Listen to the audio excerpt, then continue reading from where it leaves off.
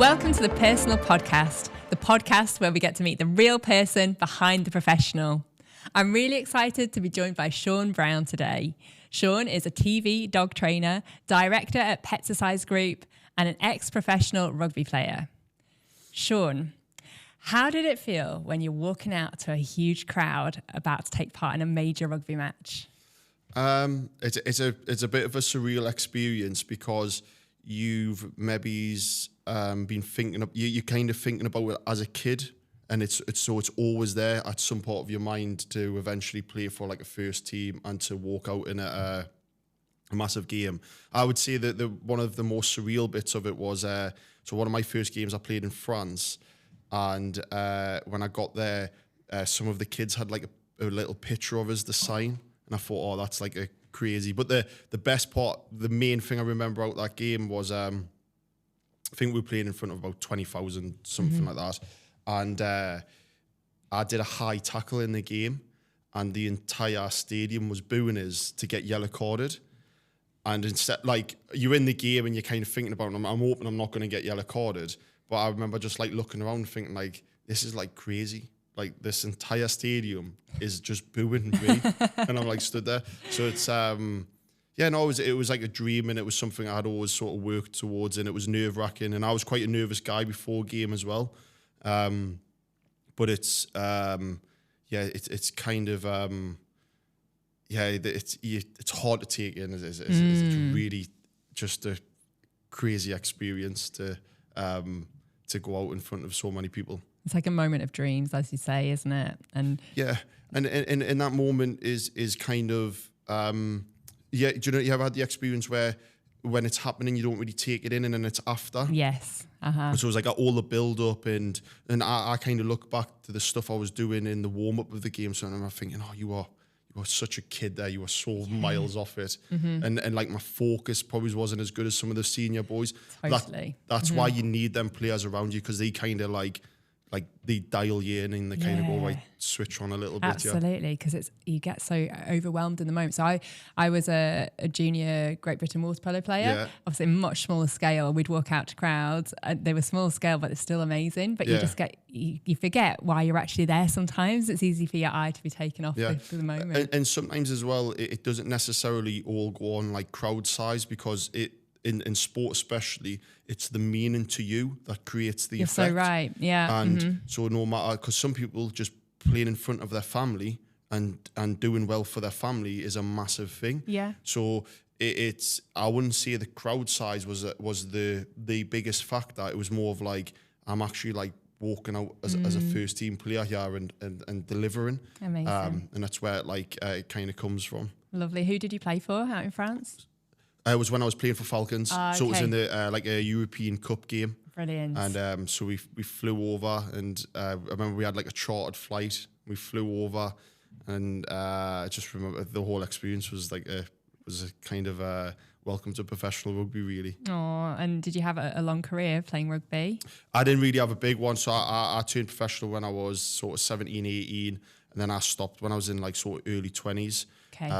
And I just had some really bad injuries. I had a season where I had 3 major injuries. Oh my goodness. And then I was struggling for contract. I was getting advice from the medical side of, you know, if I damage my wrist more and more here, that I'm going to struggle to move it by like the age of like 28, and I have really bad arthritis in it. And then you kind of like weigh it up and you go, where is the risk reward here? Yes. And what is the actual best option for my future, really? What other injuries did you have? You mentioned your wrist. I did my wrist. I completely shattered my entire thumb. Oh my goodness. So I've got like a plate that runs along my thumb. And when I did my wrist, I completely snapped the ligament, so that when I was trying to squeeze my wrist, I had no grip strength. It would just basically pull apart. And then when I came back, I did it again. And then I also did a fracture on my spine as well. Oh my goodness. And all through like tackles? Or? Do you know what, my wrist, the really annoying one with my wrist, the very first one I did on my wrist, I fell over. Oh. And I just landed on it.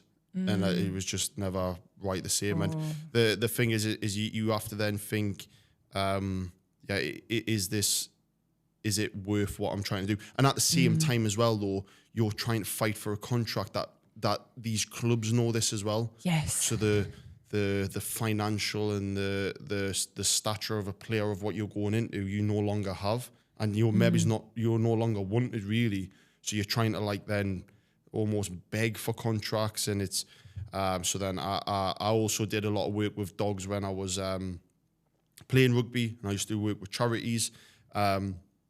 And I was like, oh, well, actually, I could have an opportunity to have a really good career in doing this. Yeah. And what is the best option to take? Yeah, because it must be tricky, because obviously when you're injured, you know you kind of have to protect yourself a little bit, but you, like you say, you've got to push on to get these contracts. Yeah. Did you almost try and push yourself a little bit too much? Is that how you ended up doing your wrist again? I came back too quick. Right, okay. I definitely came back too quick. And we were trying to then basically fight for like confidence and fight for performance, and you then are then pushing at it, and you're trying to recover quicker. You're trying to then get back into the would have been like the reserve teams at the time. Yeah. And I knew that I wasn't going to get offered a new contract in the position that I was at the Falcons. Okay. And so I came back really quick at it. And then even at the end of the season, I had a head concussion, and I was trying to like fight back to play, and I knew I still had symptoms. And I was like, I can't play. Really? Yeah. Uh-huh. And it's that's the game. Do you know what I mean? You're literally on a shelf. You're the shiny thing on the shelf, and it's so fickle that if you then aren't delivering, you will just be sort of pushed aside. Which is brilliant when you're doing well and you're getting these big contracts and you're getting these offers, and I mean, I was getting articles done about us saying, oh, like the next big thing and all this sort of stuff. Yeah. And then all of a sudden, within a season, it just changes, and you become sort of nothing, and you're fighting for it. Just because you got injured, essentially. Yeah. Well, just injury, performance. Yeah. So you kind of just look at it and you think, whereas in this, what I do now, in this position that I do now, I'm in control of it. I'm doing my own thing. Did you feel out of control then? Yeah, your life's governed. You know, like you can't even plan like a couple of weeks ahead because you're waiting from a schedule to come from the club. Okay, right. So it's a weird. It's I think if you went into it from like always planning your own holidays and your time off and your own annual leave and stuff like that, and then you went into something like that, you'd be like, oh my God, they literally control your life here. Yeah. What time you come in. Do you know what I mean? They could text us on a night saying, oh, you're not in at 9 o'clock now, you're in at 7, and you just jump to it. Yeah. You don't have a say or anything. So it's no, I'm complaining. Do you know what I mean? That's the game, that's the sport.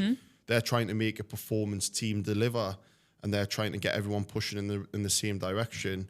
But at the same time, you sacrifice that control, absolutely. Did it take some of the love out of the sport for you? Take some of the love out of the sport.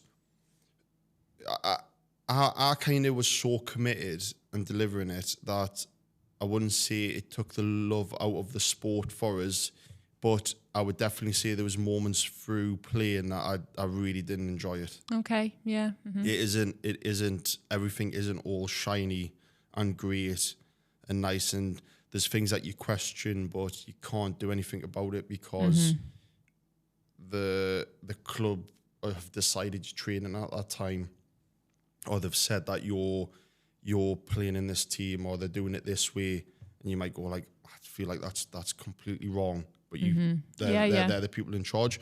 So it's kind of it very quickly becomes a job. Okay, yeah. And it is a job. People say, I love the game. You don't. So I'm like, I think back now of like how spoiled are you as a player that we would go into training like whinge about like having to go out and do training. And being like, oh, it's so cold out there, and like, and you're literally like getting paid to stay fit and run around. Yeah. That's where you get to. Do you know, I remember sitting there thinking like, it'd be so nice just being a joiner, just being able to have like a cup of tea and like a bacon sandwich in the morning, and then like just being indoor and all nice. I'm thinking I'm literally going outside to run around and play a sport here. But it is, you just get so acclimatized to it, and it's interesting. You get put on this pedestal so much that you get like a bit like down and whingy about stuff that in the grand scheme of things is so irrelevant. Absolutely. Did you feel the pressure as well? Pressure to perform? Yeah, you definitely do. I mean, the environment is it is so ruthless. I mean, the hardest thing I've had from going from the sports life to running like a company and stuff is just the ruthlessness is just not there. High-end business is close to professional sport. Yeah. There's a similar of the decision making that's there, but throughout professional sport, every single tier is just so ruthless. And you go in as a 17-year-old kid, and you're expected to deliver on that pitch like everybody else is, and you'll get spoke to like everybody else is. And I remember coaches shouting at us for making errors, and then 5 minutes later, they're like laughing on with you. But I mean, like, it's really ruthlessly shouting at you. Yeah. And then and you've got to be able to just switch it on, switch it off. Mm-hmm. And when you transfer from that into business or running stuff, not normal people, but like in general society, they don't come across that. So if you go hard in on somebody, they won't recover from that. Do you know what I mean? That might sit with them for like a week. Oh, totally. And so you're a lot hardened to it because of you're growing up in sport. Yeah, and I've got a friend that's a footballer as well, and he's similar. And it even things like I can have arguments with my missus, and I can just let it go like so quick. Things that she can say it was just don't like affect us at all. Yeah. Whereas I can say stuff and obviously like would really rattle that type of thing. And that was one of the hardest things when I did my company was I would have expectations of people that was so unrealistic. Yeah. Expecting them to reply at like 8 o'clock at night. Like, why hasn't this been done instantly?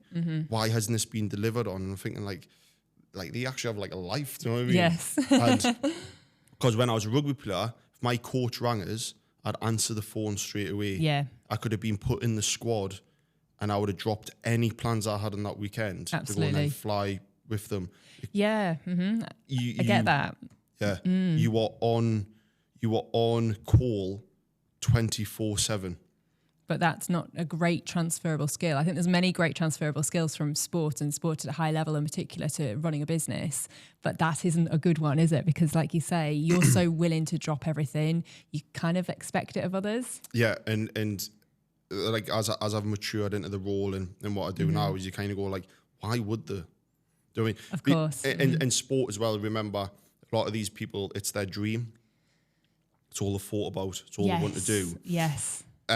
Jobs, people have dream jobs and they're doing jobs that they enjoy, but it very rarely is their absolute complete passion and dream. So everyone goes to work and then goes home and plays paddle or tennis or goes running, swimming, goes out on the drink with their friends. Yeah. I did, you know what I mean? I played rugby. I delivered on rugby. All I thought about was rugby. Yes. All I talked to my family about was rugby. Like, that's all you're ever building. Do you know what I mean? I missed parties and weddings and same. For rugby. So it is so different. But like you say, there is a lot of transferable skills. Yeah. And there's a lot of things that have made me successful in what I do now that have came from rugby. But at the same time, as I wouldn't necessarily say, that's like the dream, that's correct the way to be. Because I would say I overwork and I am like relentless with stuff. Yes. And I push boundaries too much and I can't, I don't really like consolidate on stuff or like reward myself on stuff. I mean, I launched, so I was doing my newest project, I was doing a thing called Wagtail Farm. So I bought this huge new centre and I had to refurbish the entire set. I mean, like I had a 20-ton digger on site. And it never stopped, and with the amount of work we've done on it, and at one point I did for 4 months, I did 7 days a week, and I'm talking like 7 days a week as well. Like I sat in the car sometimes, like shell shocked and thinking like I cannot deliver what I've said I'm going to deliver. I was like I physically can't do it. I was like I'll not get this over the line. there was other pressures of what I was trying to deliver, and I was trying to do it for the company and expand the company, and the company needed it.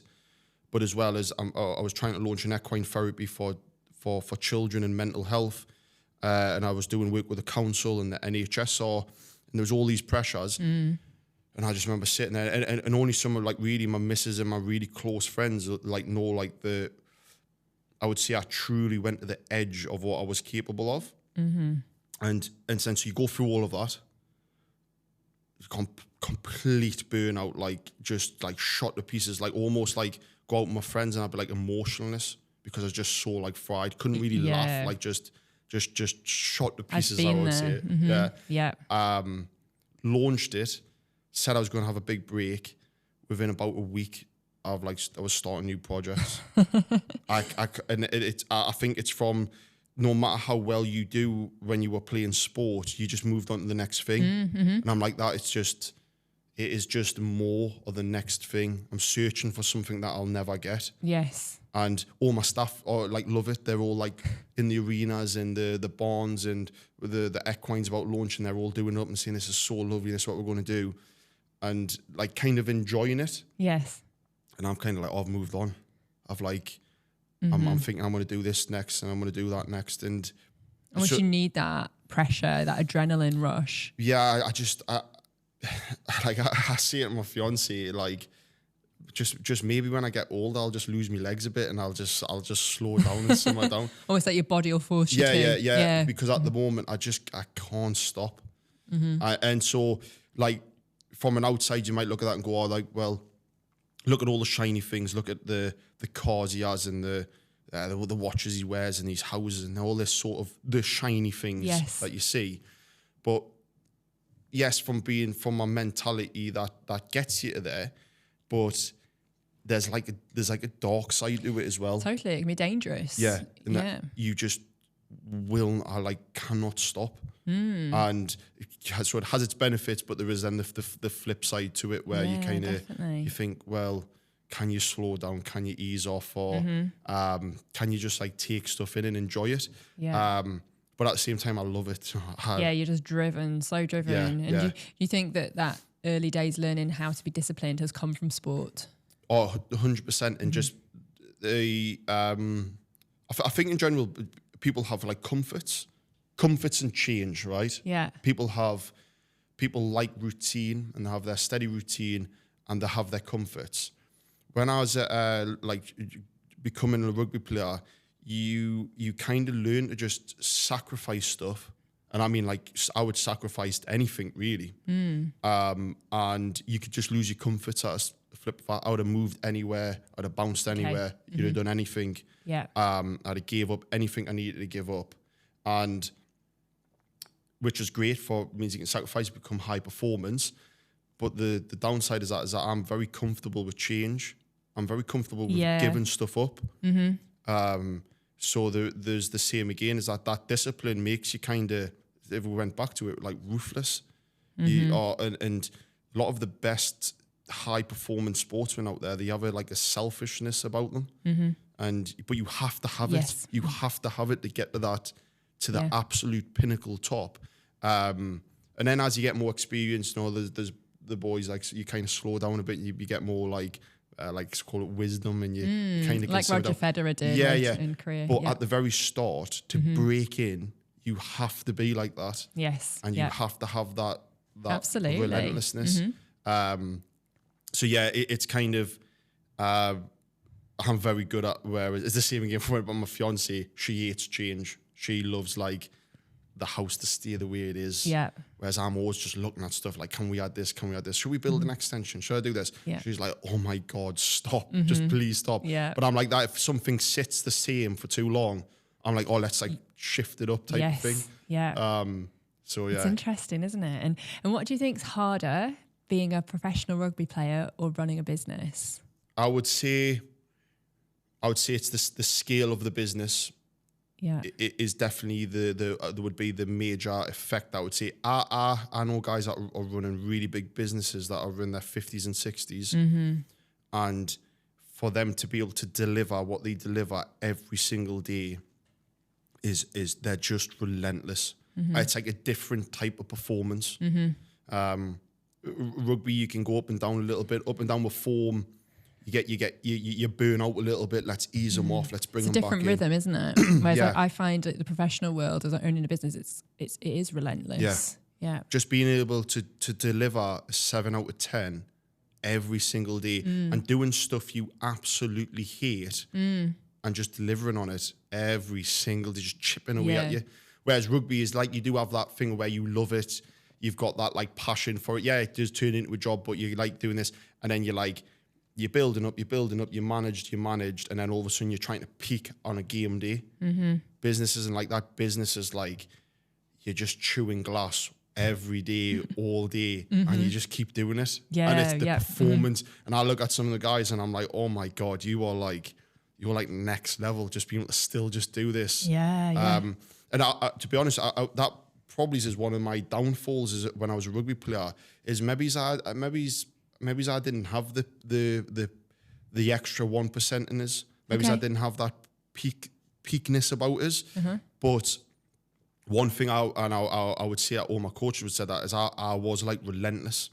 I could just grind it out. Yeah. I could go to such dark places in training and fitness and stuff, and I would just stay in the fight. I kind of think my friends would say that about us is there would be like, I would say I'm a person of, no matter what problem you brought to us, I'll get it over the line somehow. I don't know how I'm going to do it, but I'll deliver it in some sort of form. It might not look the best, it might not be the best, but it will be delivered. Yeah. And that maybe in sport wasn't, I maybe missed that next stage up. Okay. But then when it transferred into business, it helped us, that success helped us because I can happily, that 4 months, 7 days a week, and that was through the winter as well. And I remember laying membranes with this digger, and it was just lashing down with like sideways rain, and I was in like clay that was above my knees, and I was hating every bit. But at no point was I like, oh, let's just call it now. Like, let's just wrap it in. I'll just grind it out. Yeah. How many hours a day were you working during that time? So because I had just had a kid as well. Yeah. So I was trying to see him in the morning at like sort of 7, and the driver was getting on site for 8, and we were working till dark. It's a toll. Like, it was just, it was like I say, like only really my close friends knew where I would talk to them, and I'd be like, oh, I'm definitely like, It wasn't depressed because it was self-inflicted, but I remember talking to like my closest friend and being like, I'm definitely affected by this. I don't know quite. I couldn't really tell you how. Yes. But I was like, my personality's like changed of where I'm in, and I was like, oh, I'm like, it's like affecting us, and I think it was just the toll that it was. But I had to hit the timelines. Yeah, just burnout. Yeah.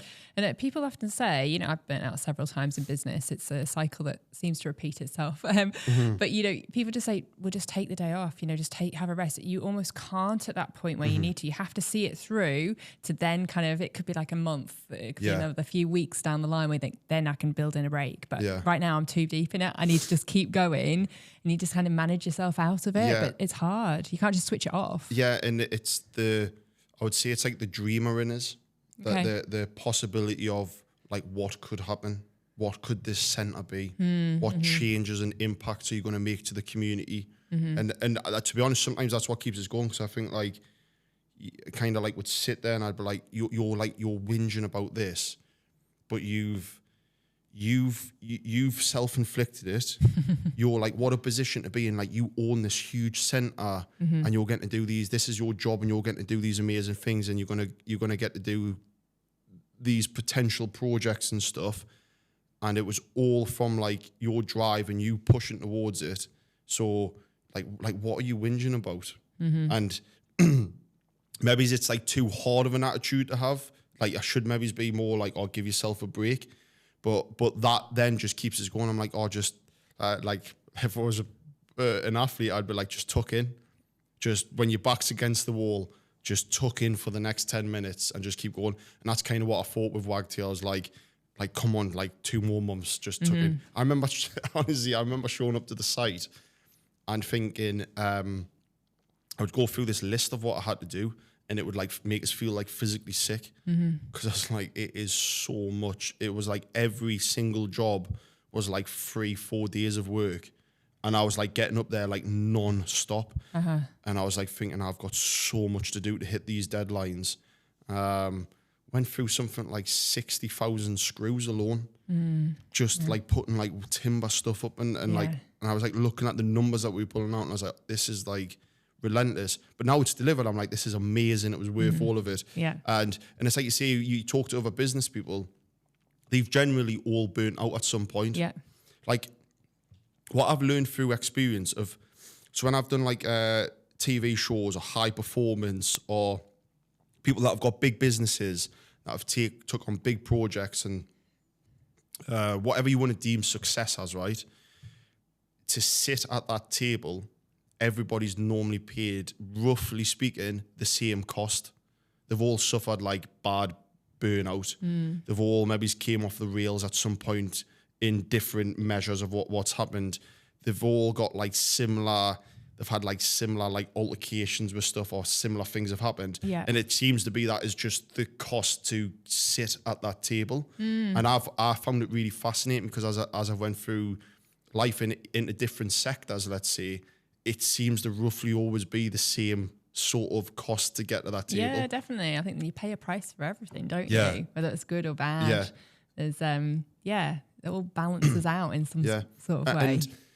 And it's the same. It's like saying, I wouldn't sit here and think, oh, that is right, because I've got friends that work 9 to 5, they go home and they watch their TV and they have a takeaway or whatever, and they get to go on and they play their sports and all this, that and the other, and they're really happy.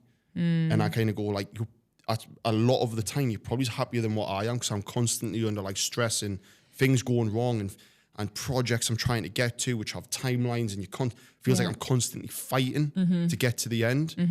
And then when you get to the end, you take on another one, and it's like, but so it's never that I would sit here and going like, oh, it's like high and mighty and like, look at this. It is just like, it's just who I am. Yeah. And so there isn't like a right and wrong to it. But yeah, if you want to go down that path, there is some major sacrifices that come to sit at that table. Absolutely, I agree. And I guess one sacrifice you've made was not seeing your son as much while you were busy with these projects. I mean, that must hurt. Yeah, and it was.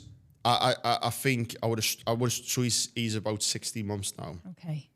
And so he's like really like running around and playing, and he's starting to speak a bit. And I think it would have been really bad if I had been doing it now. Okay, yeah. Whereas obviously when they're smaller, and the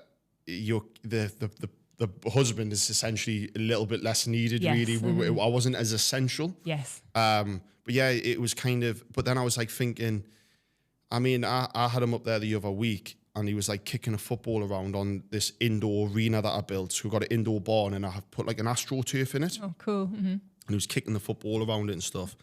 And I'm like, well, that year of absolute pain, he'll never really know it. But he's going to enjoy all of this for the rest of his sort of life. Do you know what I mean? So it is that you it's like I say, you just have to go through it. It's a hard one, isn't it? Because sometimes you sacrifice your time to earn more money to give them a better life. Yeah, but then it's that constant balance of what's best. And I think like Esther is much better. She's so good with the kid, and I hopefully want to have more kids and stuff. And one thing I'm good at delivering, and I'm good at working, and I can deliver to the family all these possibilities, and me being around them 24/7, like I'm really good in moments with boarding, and then doing stuff with them and playing stuff where she's like good like all the time and being around and nurturing this and the other. So I think it's almost like for these next 5 years, especially, like we kind of agreed on like 5 years from now. So we'll have like our 3 kids, and they'll all still be pretty young within them 5 years. Yeah, is for me to go like as hard as I physically can. And then after that, start like tailing off. So, because I wouldn't want when Bourne's like 8, and he's playing football, there's no way that I'm working 7 days a week. Well, you're a team as well, and you play to your strengths. Yeah. And maybe that's something that's transferred over from your rugby playing days. Exactly. Yeah, just especially when you're a rugby player as well. So when I was young, I had a fullback called Alex Tate behind us. He played hundreds of Premiership games. I remember I used to like talk to us when he was behind us, and he would definitely, if there was a more experienced winger, he would definitely hedge his bets more towards my side. Just because the high ball, you're a little bit more likely to spill it. You'd have to guide us a little bit more and sort of look after you. And you would have to, it's not about trying to be, trying to say, no, I can do everything. It's about to say, look, like, you're not that good under the high ball. So just look after us a little bit. Yes. Whereas actually I was really good ball in hand, and I was getting off my wing in this, and where your strengths are. And I was good tackling defensively. Just leave us by myself defensively.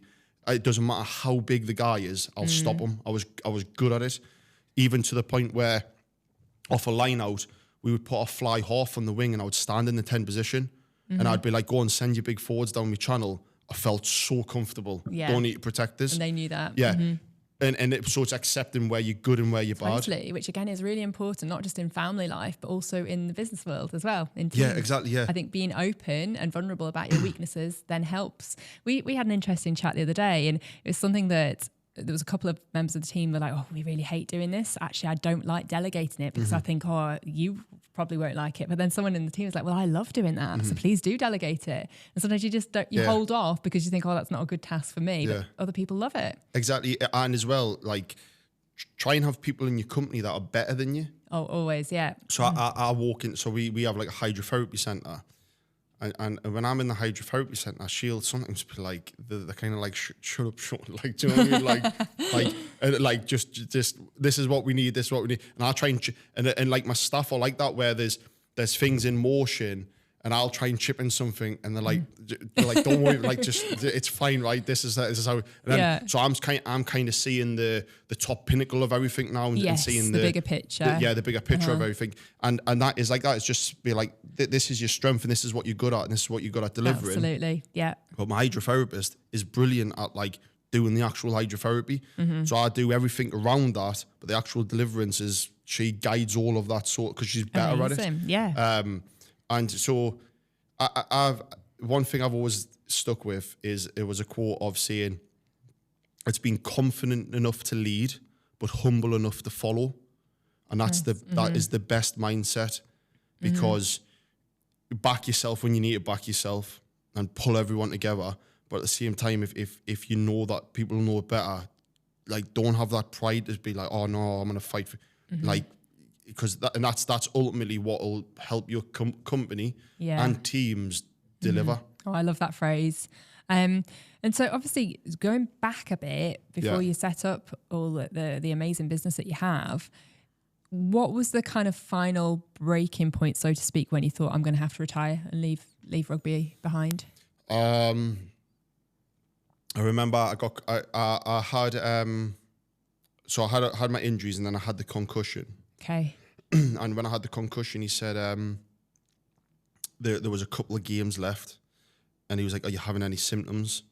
And I knew I was still having headaches, and I knew as soon as I said that I've got a symptom, that's with head concussions, that's you're done. You cannot come back until you've got like no symptoms. And I think it's a couple of weeks after that. And do you think a lot of players do come back before that? 100%. Yeah, people will try and maybe like hide it a bit. And head injury is such a big thing. And I said like, I'm sat here now, and I've got like a headache on me left side of my head, and I knew that was as done for the rest of this. I wasn't playing them last two.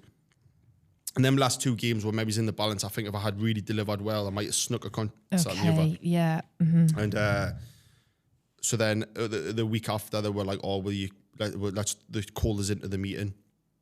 And I kind of knew I wasn't going to get anything else offered. And then they were like, yeah, we're not going to offer you anything else. I spoke to Dean Richards, and Dean Richards said it was a shame, and I just don't think they had the budget. Like, Dean might have took then a risk on us. I don't really know, but I wasn't getting offered anything else. Was the ultimate of it.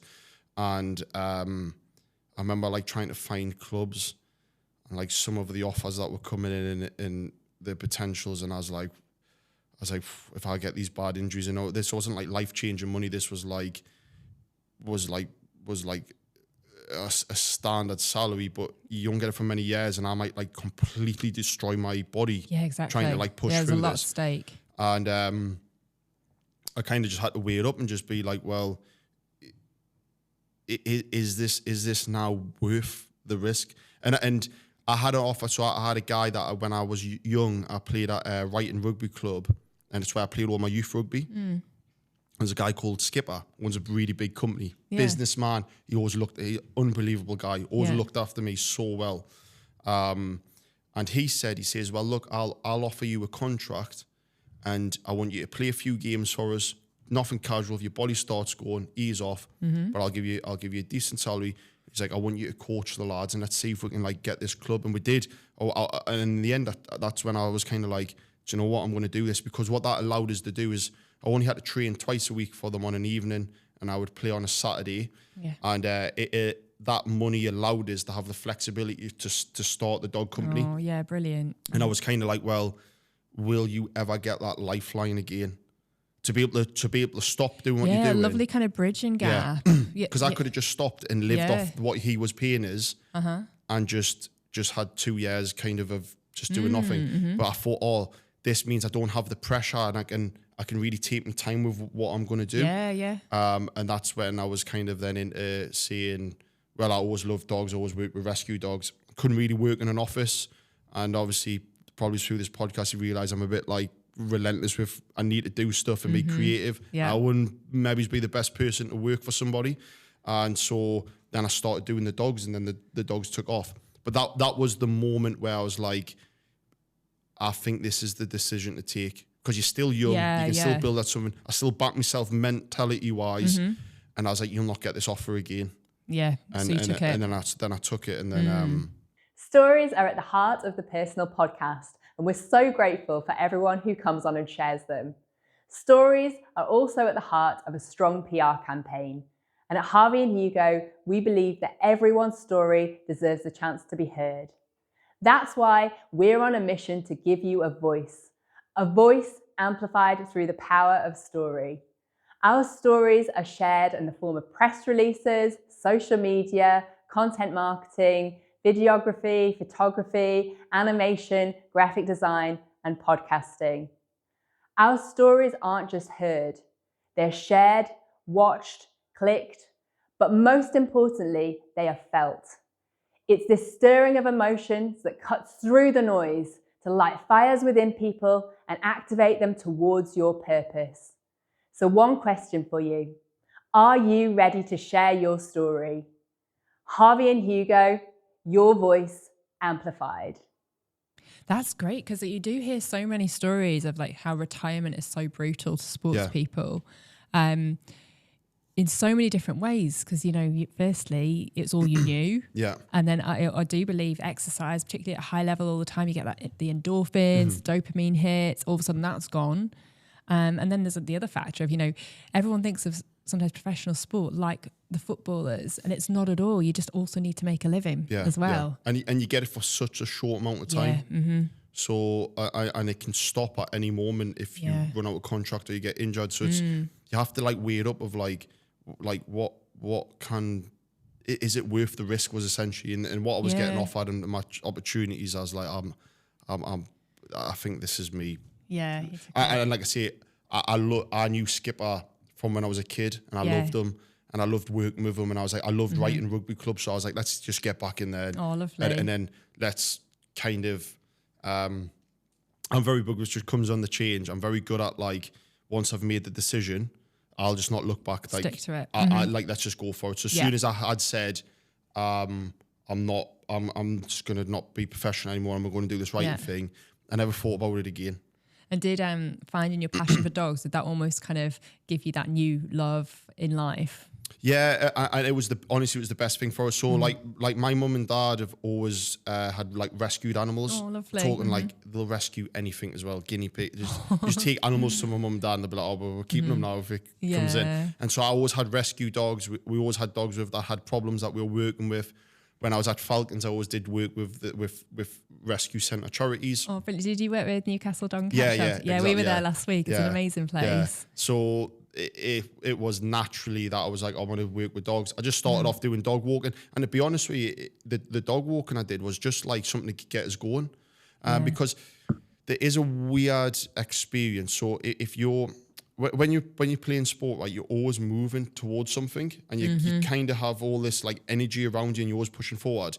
And then when I retired, it like all stopped. Yes. So I kind of felt like empty. I understand that. Yeah. And I was just kind of, I remember just like lying in bed thinking like what are you anymore? Like you and that being able to walk in a room and kind of say you're a rugby player, that like arrogancy side of it as well. Identity, isn't it? You lose that. It is like you are like rugby, yes. if you know what I mean? And then when that stops, you're like kind of like, well, what is my value? What's my purpose? And so I had that, and then so I was like, oh, I'm going to do dogs for a bit and just get out. So I did a bit of dog walking, and then it just, my like energy and my passion towards it, then it just built and built and built and built, and then into what it is today. And I honestly, I could never look back now. It was the best decision I've ever made. It was I couldn't have done it better. And obviously now you're also a TV dog trainer. Yeah. How did that all come about? So they literally just approached us for the TV work. So they have like headhunters as well, and I think there was a load of trainers that applied for it. And I mean, it's slightly off it, but I kind of think so. A lot of the stuff that we do in Petsercise, especially, is for people, for the dogs, working with charities, this, that, and the other, trying to help people in communities. Because I feel like when I was a rugby player, I've had my time in the limelight. Okay, I've had it. I'm not searching for it anymore. And so when the Channel 4 reached out to us, I said, look, I'll come and do an interview, like by all means. But I kind of said to them, I was like, I am what I am. I'm not going to change for years. I'm not going to like try and be something that I'm not. I'm like, that's nice. And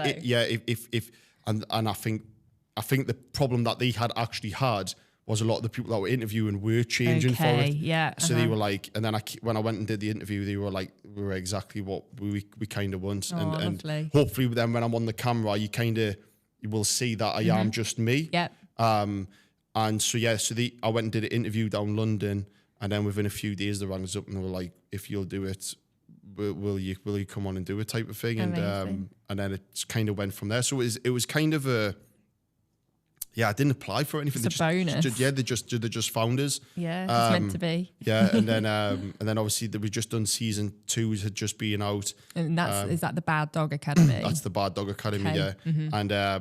And then yes, hopefully we have other seasons, or there might be other opportunities come up. But I'm not like searching for it. It's just but do you never think that like sometimes that's the best though? Absolutely, it's the best, but it just happens. Yeah, but it is so rare. There might be people listening to this as like, oh, damn it, that's been my dream. I've been pursuing that for years and years, and then it just happens to you.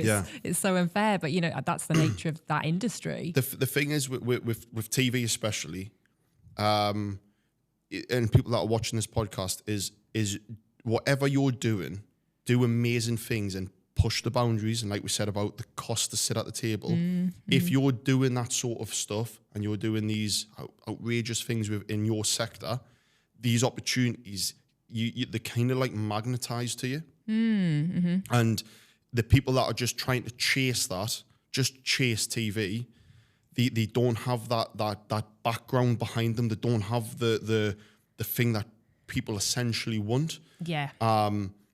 You're practicing what you're preaching at the end of the day.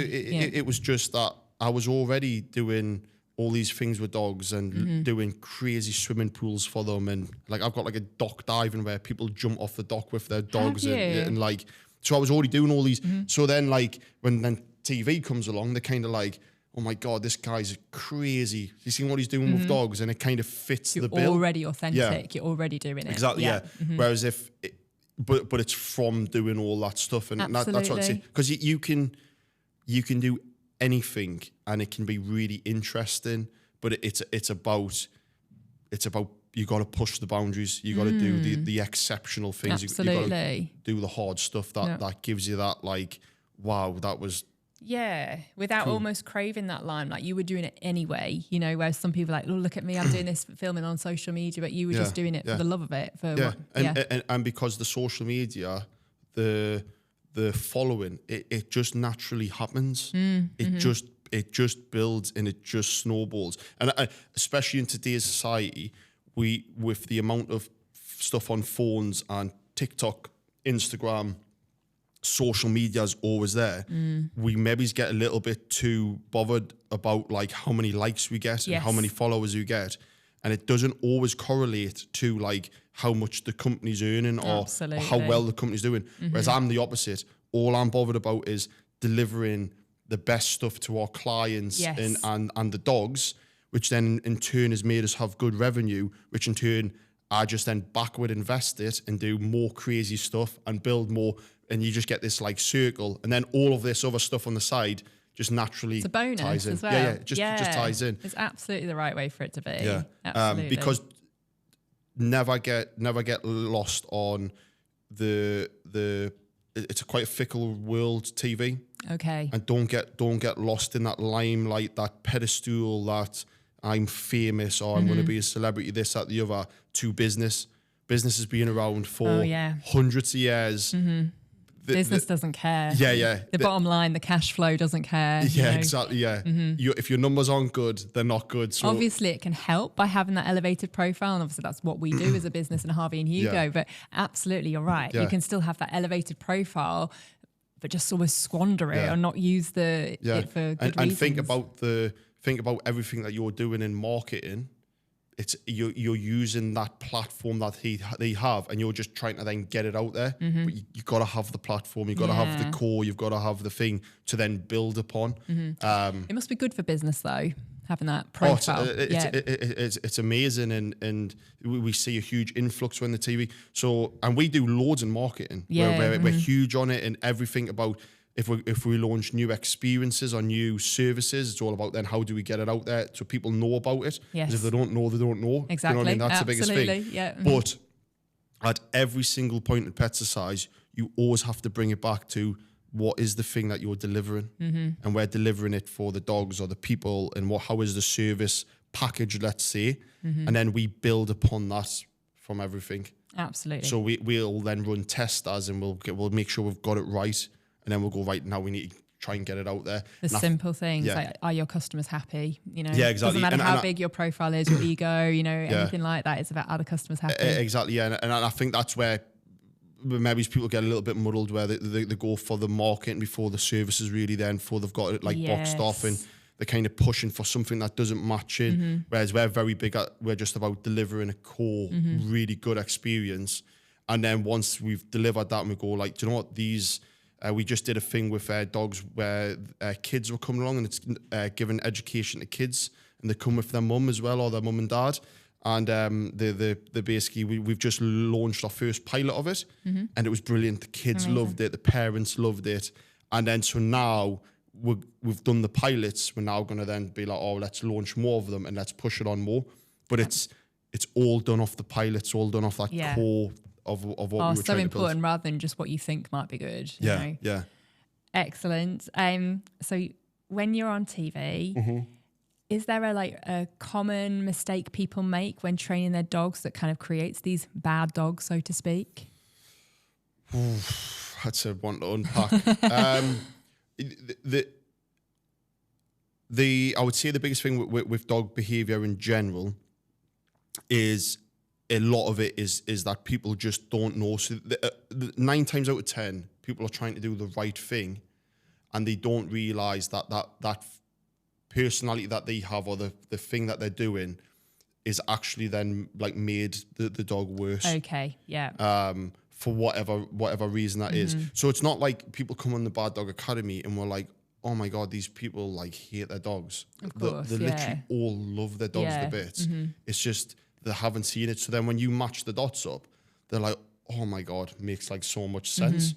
And that's half the things. If you just don't know, you don't know. So that's what I would say the biggest thing of what we find is that these people have just, for whatever reason, they're doing something, and we go like, you shouldn't have been doing that, essentially. Yeah. And then we match it up and they're like, oh my, it makes so much sense now. So it's more training the dog owner rather than the dog. Yeah, exactly. Yeah. And then once you kind of build on it, and then you sort of set them off in the right direction, and you get the sort of wheels turning, you can normally then like fix the dog and fix the sometimes it's even the relationship with the owner and the dog, because it's great sitting as a trainer going like, oh, always be positive and happy and never get angry at the dog.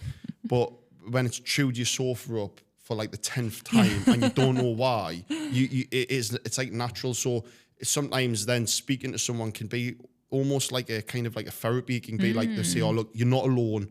We've seen this so many times. I'm promising you we can fix it. And this is the route. And you can almost see like a weight come off them, because they're like, oh, like I feel so like reassured. Because that's the worst thing.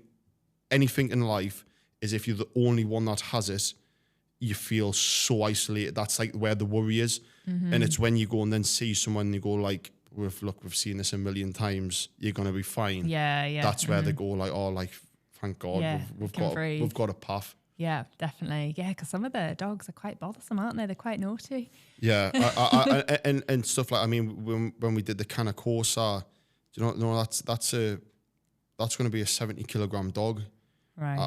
And they were losing control of it, and they didn't know why, and so it's not really like a laugh. And all dangerous. And all he had done was a few things wrong. Okay. Which had created to that. So we just had to get them back on track. So it's. And the company do great things, and obviously we've done work with Newcastle Cat and Dog Shelter. We do work with other charities, and that's what it's about. It's just about people understanding why it's happening. Absolutely, that education piece. Yeah. And is that something that comes quite naturally to you when you're being recorded? And you know as well, from being in teams, being able to communicate to you're so right. Different personalities, being coachable and trainable, and being able then to pass that over. Like we do stuff with clients where you think, let's go real easy here because we might really upset them. Where then you'll do another client and you think, no, he's like military, he's down, he's straight, he wants it straight down the line. Tell him where he's going wrong, tell him what he's doing right, and he'll deliver on it. Yeah. And it's being able to get that balance, to be able to when you need to back off, when you need to go. Yeah, exactly. Yeah, absolutely. And you get that from being in team environments, and you know the guys that need picking up and the guys that need an absolute roasting. Yeah, you get that balance. Absolutely. And is it quite glamorous being on TV? Do you get your hair and makeup done beforehand? I could. I think I'm all right. Like I think it's more the rugged look Esther sees. It's a surreal experience. I mean, we had a huge crew on set. You have people that'll literally get you anything you wanted, and that like you have your own personal runners and this, that, and the other. So it's I mean, even to the point where sometimes when I would want to get food, my runner wouldn't let us go and just get my own food. She was like, no, you need to like sit here. I'm going to go and get everything for you. What do you want? And you have like that. It's like having like a personal. But at the same time, you come back to that like performance-wise of it. If you've got a 90 crew staff on your site and every case that's coming in, I mean, I'm not going to go on numbers, but it's expensive. These clients that were coming on to do these sessions and all the back filming that was done, they want it to be high performance. They don't want me going off. Yeah, absolutely. It needs to be slick. Yeah. You know that these time delays are crazy expensive. Yeah. So it comes back to that performance of like everybody's like a team, and yes, it's nice if you're the. It's the same. I hate, but it's like you're the shiny thing of the team. Yes. Or like, look, there's the head trainer, and everyone's like kind of orientated around you. But it's for you then to be able to deliver, and that's where the pressure comes on. Absolutely. Because yes, it's great to be loved and great to be idolized and have all these things hands onto you. But at the end of the day, when you're working with the dog, you then have to deliver what you've said you were going to deliver. And there's even more pressure because you're being filmed to do it. Yeah, exactly. Well. So I wouldn't say that's the thing, is that the experience is kind of, I wouldn't come out of it and saying, oh, it was like enjoyable. No, I'm not there every day going like, oh my God, this is amazing. It's quite intense. You're under a lot of pressure to deliver in that time frame. Yeah. and the entire set is reliant on you delivering, and you're working with dogs, which are like have so much variabilities and stuff like that. So, but yeah, I loved it. Do you know what I mean? It's amazing, and it's one of those things again. Is like you can like look at it from the outside and go like, oh my god, what's he? It like sounds amazing, but it's like a double-edged sword. It's like it's amazing, but on the same time, it's like crazy stressful at the same time. Again, it's performance, isn't it? There has to be an element, even for myself. I need that little bit of adrenaline to perform at my best. You know, obviously, there's that bell curve where if it becomes too much stress, the performance decreases. Yeah. But I think it's crucial to performance, having that little bit of pressure that you feel. It like everything has that pressure, and the levels are. It's just what you can take. I mean, I personally feel like I can be submitted to so much pressure now, and I can kind of just like hold my nerve and deliver on it. But you only gain that through experience. I had a problem with a council when my company was really young, and it was around like planning permission, and my planning permission got rejected, and I had to do the speech at the council hearings when you speech to like defend it. Oh, and I messed the speech up so bad, and my voice went, and I was nearly bubbling, and I was thinking because I felt like I was taking really good steps forward as a company, and it was building nicely. Then it was just about to get like a huge sector of it was just going to get wiped. And my grandma, she was helping us through when I was doing the speech, and my grandma could have done the speech for us. She could have done it no bother. She would have spoke it so well, but I think she kind of felt that like he needs this like experience. Yeah. He needs to like be absolutely rocked here. And it has helped us because now I can do talking on podcasts and cameras, and I'm completely fine. And I've dealt with the council since, and I went through similar stuff. Yeah. And I'm completely fine. And that is unfortunately is the thing with experience, isn't you just have to go through it. Totally. Yeah. Just keep pushing through it. Like you said about comfort zones, you just got to keep pushing through them all the time. And I've got young girls, a bit older than your son, but again, they're getting to the stage where they're anxious sometimes before swimming lessons, gymnastics. I'm like, you just got to push through it. Or you can stop. But, you know, the other option isn't as fun. You know, you won't enjoy that. And like, that's what I'll be like with my kids. I think the idea is that you kind of protect them and you try and not let them mess up too bad. Yes. And you try and keep them within the margin. But at the same time, you got to let them. I always say to Esther, it'll kind of be like, you kind of want them to feel, but I'll be stood in the background knowing I already know how I'm going to get you out of it. Through it. Yeah. Totally. I think that's so important. Learning how to lose in life. And I think, again, an incredible thing that sport does for you. You learn how to deal with it, because life's not plain sailing. You don't just go through life winning every day. Yeah. I think it's learning how to lose, but learning how to come back from that. That resilience, I think, is incredibly important in life. Yeah, and I think that's the biggest thing. And I wouldn't even not even just sport, performance in general, music, whatever you're doing, is if you were going to do like something in front of a crowd or anything that you're going to do, the option is always, well, what happens if I mess it up? And then the other thing is, but what happens if you just don't do it at all? Yeah. Like what never happens. Do you know what I mean? This step forward, this potential never happens. And anything to move forward, you have to have that risk of failing at it. And that's the only way you're going to get there. So it's, so my kids will not be mollycoddled through it. They will, but I've been done the same, and it's made us kind of who I am and gave us that resilience. And I just think it's so good for you. I agree. So it's not like, I wouldn't want people to sort of sit there watching this podcast and go like, oh my God, like he's went from one thing to success. I've got so many more failures than I've done success. It's just because it's the same. People only see these shiny things. Yeah. It's see the tip of the iceberg, don't you? You don't see all the hard work, failure, illness, injury underneath the water. And even now when I'm more experienced, when I did Wagtail, I took out such a bad loan and I lost so much money in it. But it's just because I had never done a project of this size and I thought I needed it. And it turned out I didn't need it, and I was trying to get out of it, and I got stung trying to get out of it. But then now, I mean, it's not a fun experience that I've had, but now I know that side of them, that realm. So even now I constantly have like success and failures that I'm always getting submitted to. It's life, isn't it? Yeah. And you learn more from the failures, always. 100%. Yeah, even though they're not pleasant. Yeah. It's they're painful, but you have to. I remember we did when I was first hiring my first ever staff, and I was talking to someone that had like 100 staff. It was Skipper who was speaking about, and like he was finding it so hard to relate because he had done it like 50 years ago, his first one, and he was like trying to guide us through it. But then now when I think back, I'm like, he must have been sat with us thinking like, you're gonna be so fine, man. It's one staff member. But when it is your first staff member, it feels it feels hard, and it feels so difficult of like, how would you do it? So just push through it, really. Perspective, isn't it? Yeah, definitely, and pushing through it. Amazing advice. Thank you so much. We've just got our regular questions to end on, Sean. So this is where on a scale of 1 to 10, 1 being the worst and 10 being the best, you rate yourself at various fun things. So how good looking are you? Can I give a longer answer to these? Yeah, of course you can. Yeah. Because I would say with things like looks, I can be an 8 or a 9, let's say, but I have major periods where I'll be a 2 or a 3. Yeah, but I do too. But I would say that balances out on what else you're doing in your life.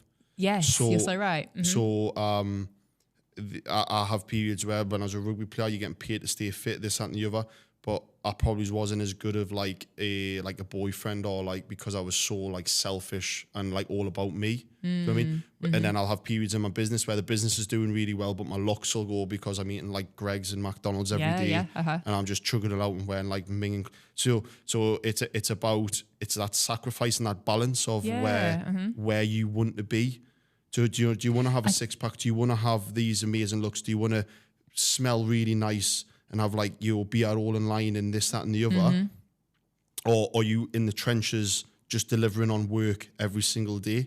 Or are you doing a lot with your kids at that time?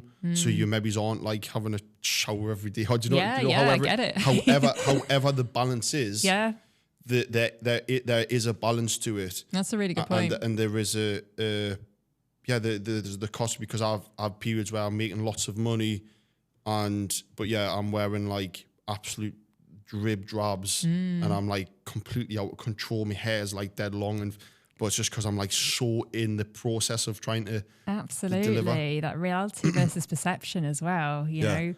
And often how you are looking, people judge you on that. Yeah. And like you're saying, you could be in the middle of working however many hours a week and eating Greg's all day, but that's not a true perception of where you're at, really. Yeah, exactly. Yeah. And it's all what success is very deemed on, like what you perceive it as. So I know people that they love to look good. Yeah.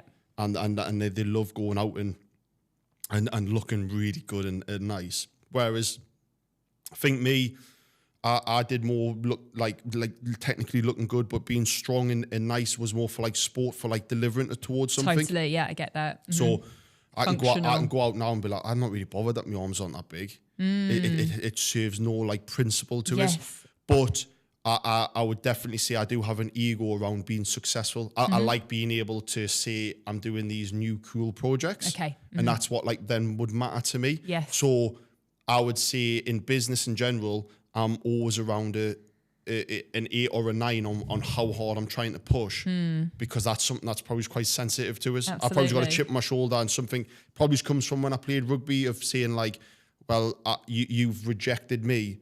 I'm going to show you that I'm successful. I totally get that. And sort of shove it in their face and be like, oh, look at you type of thing. Look what I've got. Yes. That type of attitude. Like you might have been better at rugby, but I'm better at business sort of thing. Yeah. And I'm like now big like this. And so like my 1s to 10s all no, totally change like that. And do you feel the pressure to be kind of more I don't know, image focused now that you're on TV? You know what, honestly, like probably not. No, well that's nice. Because I've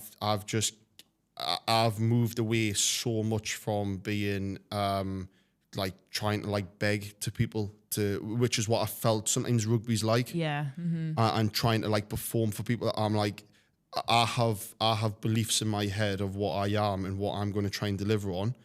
and that's all I go for. Take it or leave it. And my missus is great. Like she doesn't. She has a word with us when my hair gets it. She says I can't have my hair too fuzzy and my beard. Oh, okay. But bar that, she's like really understanding. Okay. She'll know that when I'm like really stressed and trying to deliver, she'll like back off and when to put on. And my family are like that as well, because I go through times where I'll be like really hot headed, but they'll know, they'll be like, oh, he's like. What he's trying to achieve, and then I'll like ease off and I'll go, and that's just the process of understanding who I am. Absolutely. But yeah, I'm not big on like kind of. I just believe that I am what I am. I think that's really important. And that was maybe something that I should have had when I was a player. That identity is maybe then getting formed more now. Totally, I'm a lot less physically stronger than when I was doing so much sport, but I'm mentally so much more tougher and resilient, and I think that's half the battle. So I often think it'd be interesting to see how I could have performed with the mental strength I have now compared to back then. But it's whether like would you have got, like I always think like would I be who I am now if I had kept playing? Yeah, true. Or what would I have if you'd been? Succeeded everything you need to do there, you maybe wouldn't have so much to prove. But like sometimes I think like I only have this attitude now because I have had the successful in the company, and we have done these amazing things, and we have this infrastructure. So then I do have ability of being like, no, I back myself. And maybe I wouldn't have got that like, not like don't care attitude, but I wouldn't have got that like a kind of like I am what I am attitude without having them successes. Absolutely. Whereas if I had always been a player, I might have always been relying on people like appraising us. Yes, people the external rewards. You've got to back yourself. Yeah, so it's, but then that mentality in an athlete might be what's needed. You want to care what people think. You want to deliver. That might be the thing that keeps you going to push so on. I think it's an age thing as well. You know, you learn like the only person that's important to make you happy is yourself, essentially, first and foremost, before you can then go on to please others. Whereas when I was younger, it was definitely, no, I need to make an impact. I need to impress these people, so then I'll be impressed myself. Whereas it's flipped in that respect. But I just got so much into now of being the whenever I talk to anybody, if it's how good of a like physique they're in or what they're doing, all I want to talk about is like what are you doing it for? So like what like sport are you trying to compete purpose. in? What's the purpose? So you're doing this company, then what are you trying to innovate in? What are you trying to create? What are you trying to do? That's whereas so important. Like just saying, oh, I want big arms, it kind of now disengages with me. Like I've lost that like because I suppose just the way my mind is, I want to see people doing crazy and creative stuff and pushing boundaries, and but I might just be like the same as I went up the levels of who I'm around, what they're doing, what they're trying to achieve. Makes sense. Yeah. Great. We have to whiz through some of the next questions. I'm just looking at the time. Right. How funny are you, Sean? Oh, I'd give 7 out of 10. That's decent. How good at cooking? I would say I'd go 7 out of 10 just because I don't go off recipes. I wing it. So sometimes I do good ones, and sometimes I get the odd bad one where I'm fuming. I'm like, this is terrible. But it could have been amazing. Yeah, it could have been. Singing. Terrible. 2. Yeah. 1. I'm terrible. Me too. Do you drink alcohol these days? And did you used to? Was it a big part of the rugby culture? No, my mates would say I'm so anti-alcohol. Right. I used to avoid nights out whenever I could. Even as a rugby player? Even as I was terrible. I used to try, if I could miss a night out, I was, any way to get out of it, I'd get out of it. I do drink it, but only like socialising. Or so I would never just sit at home and have like a pint or anything like that. Yeah. What score would you give yourself then? A low one? Like 3 or 4, something like social. Yeah, cool. How good are your parenting skills? I would say I'm alright. I would say I'm an 8. Yeah. As like a certain role. Yeah, certain role. Yeah. Brilliant. How good a friend are you? I would 7, 8 again. I would say I'm quite like, I got time for anyone. Yeah. In general, and if they had like a problem, I might say I talk too much, but I'd give them the time. Oh, brilliant. How would you rate your intelligence levels? It depends what in. it's broad, isn't it? Academic, I'm terrible. I'm like, I'd be like 3 or 4. I'm not very smart. Yeah. But give us problems to solve, practical problems, I'll overcome. Academically wise, I would say 3 or 4. But the academically to try and overcome stuff and problem solve and figure things out, I'd be like 8 or a 9. I'll find the answer and I'll work it out. It's just, I wasn't great at school. I don't think that's everything, you know. I think there's so many other different layers of intelligence that are more important. No, yeah, so my missus is really academic, and she does like obviously like my emails. You think it's like a 10-year-old emailing you, and she can't understand that I can't do all these, like I'm so bad at these things. But then I can like build bonds, and I can work out like real hard engineering things and stuff, which I just can't do. Which I'm not great. I'm not even great at like times tables either. But I can work out all the sums. When it's got a practical relevance. You just got to give us the time, and I can work it out. So it's I think it's just how my brain is. Yeah, we're all so different, aren't we? Yeah. How kind are you? Yeah, I would say I'm like. You're having to think about this one. Yeah, because I do have there is parts of us that don't have that I'm quite like ruthless with. Okay, yeah. And that I'm not like, but at the same time, I've got, I believe everything should have a chance. So, I'll